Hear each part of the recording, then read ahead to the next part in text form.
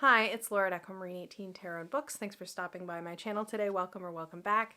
This is another installment of Top Tarot Trumps started by Masha over at Musings by Masha, and we have reached card 13, sometimes unlabeled and sometimes labeled Death. So we all, I think, know how this series works by now. I have chosen 5 cards that are Major Arcana number 13. Some of them have the title of Death on them and some of them do not.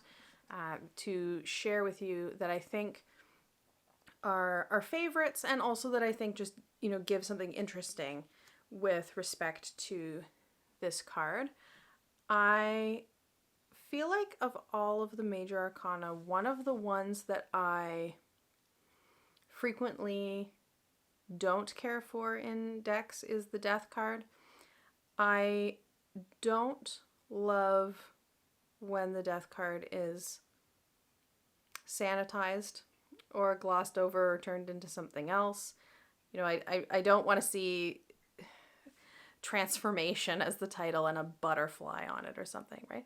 I do think it's one that can be a challenge in terms of having a word like death on it when you're reading, say for a querent or a client who is not versed in tarot, seeing that card flip over and seeing that imagery and that word can maybe give a particular kind of reaction, that needs to be navigated. But I do really prefer that it not be watered down. And I think that will come across in the ones that I have chosen. So the first one is the most traditional of all of the Death cards in my group of 5 that I enjoy. And that is the Death card from Marseille Prendre Vie by Antiques Tarot. And this is a Marseille card 13.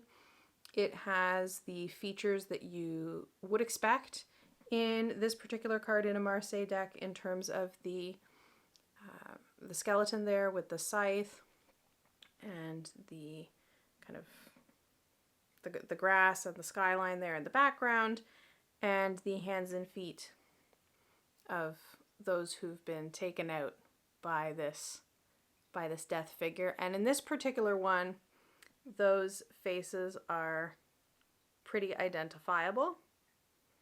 If my camera will focus. So I quite like this Death card as a contemporary take on a very traditional set of symbols and imagery. So that's the first one, Marseille Prendre Vie. The second one that I've chosen, I just find really aesthetically pleasing and beautiful and kind of subtle. And that is the Death card in the Dust to Onyx by Courtney Alexander. This is a beautiful deck. This is the smaller size, the travel sized one. And it has this bit of metallic gold on the cards. Really special. And here we have a gloved hand holding the skull. And the glove is floral, and there are some other florals there as well. And I just think that this is a really clear image, in that I think that if you didn't have the numbers or the title on there, it would be pretty hard to mistake this for anything else.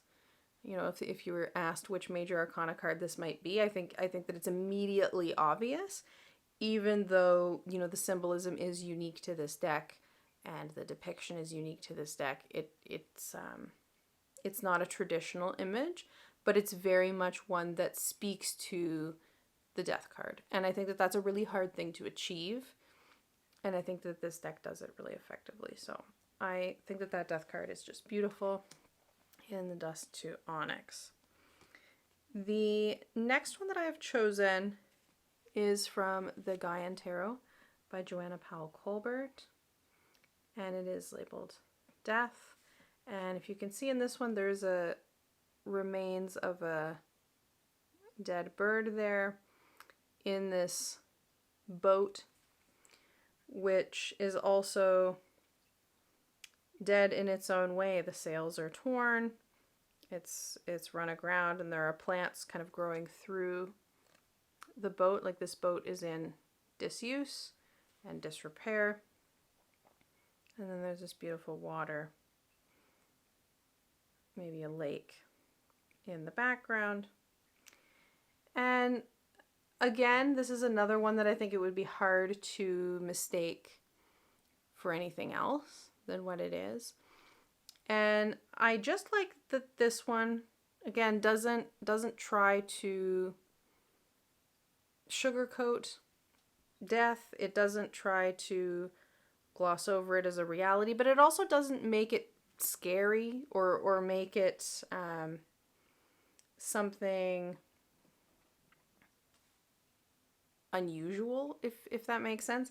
It's very much a nature-based deck, and I think that this is an effective way to depict death as a part of nature. And that, I think, is a bit rare in tarot as well, to just see the kind of reality of that, with very little around it in terms of kind of framing commentary or symbolism. It is. Death is. And that's what I get from this one. And I really appreciate that about that card in the Gaian Tarot. The next one is I think an unusual one in a lot of ways. And this is a card that I don't know, maybe this will be a divisive one. I'm not sure. It's one that I think is very visually evocative, we'll say. And I don't know if I've shown this deck much in this series, but it is a deck that I love working with. And that is the Death card from the Deviant Moon Tarot by Patrick Valenza. This card, when I saw it, is one of the reasons that I wanted to get this deck. This is a deck that sat on my list as a maybe. It's like a firm maybe for quite a long time, considering that it's a very available mass market, very affordable deck. I wasn't sure if I would get along with this deck or not. If I would maybe find it to be too much like a deck I would only want to use at Halloween or something like that, And this is just so interesting to me. So in this particular card, in the Little White Book, Patrick Valenza describes these figures as corpses. Corpses on a polluted beach. And you can see the kind of smokestacks in the background there. And there's a ship that is on the water, but it's not having a very good time, I don't think. And so he describes these as corpses, and the adult corpse figure as making clear that the child corpse figure cannot re-enter the parent's body. And you can see the pregnant belly on this corpse here. And so it's very much a Little White Book that this comes with. There is a larger, like a hardcover book that is separate. It's very much a Little White Book. It doesn't say too much, but he does say, death comes with birth, and death comes with rebirth, and that kind of a cycle of death and birth as being pointed to in this particular card as well. And I think that this one is interesting in that I feel like it is precisely this idea of death and rebirth as a cycle that can at times result in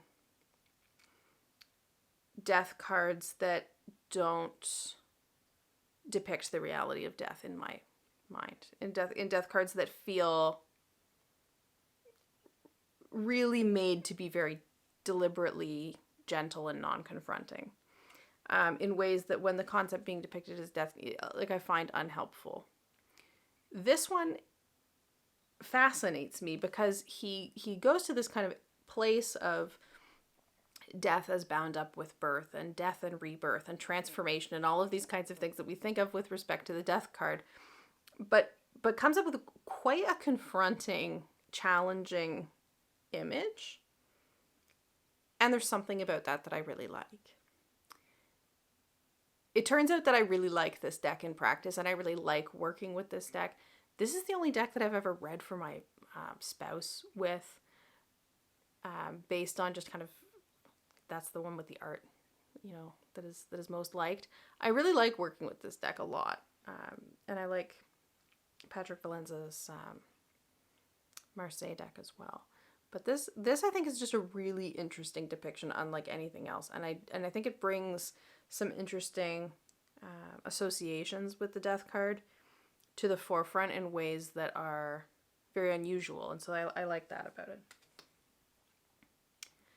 And the last death card I chose is from one of the very, very few majors only decks in my collection. I don't have many majors only decks.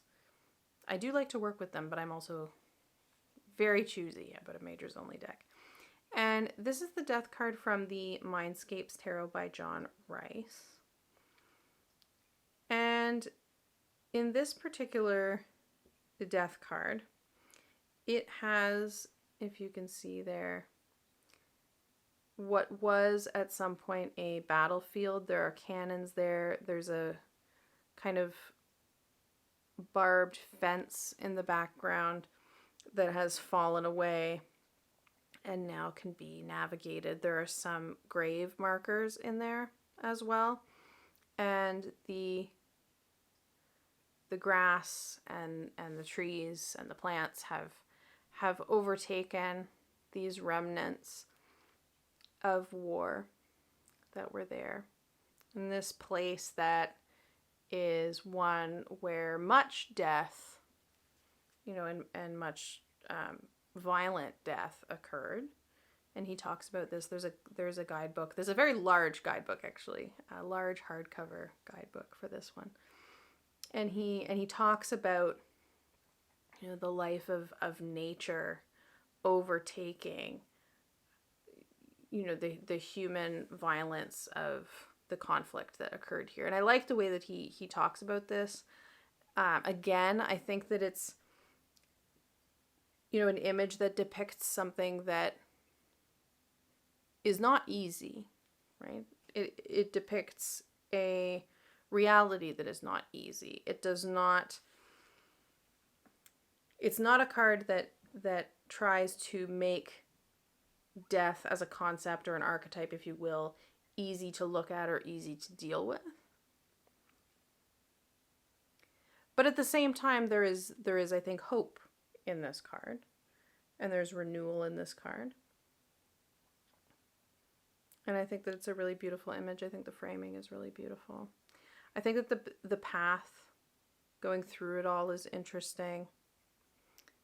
I think there's a lot of interesting symbolism in this death card. So those are my picks for the death card. Again, I have Marseille Prends la Vie by Auntie Kay's Tarot.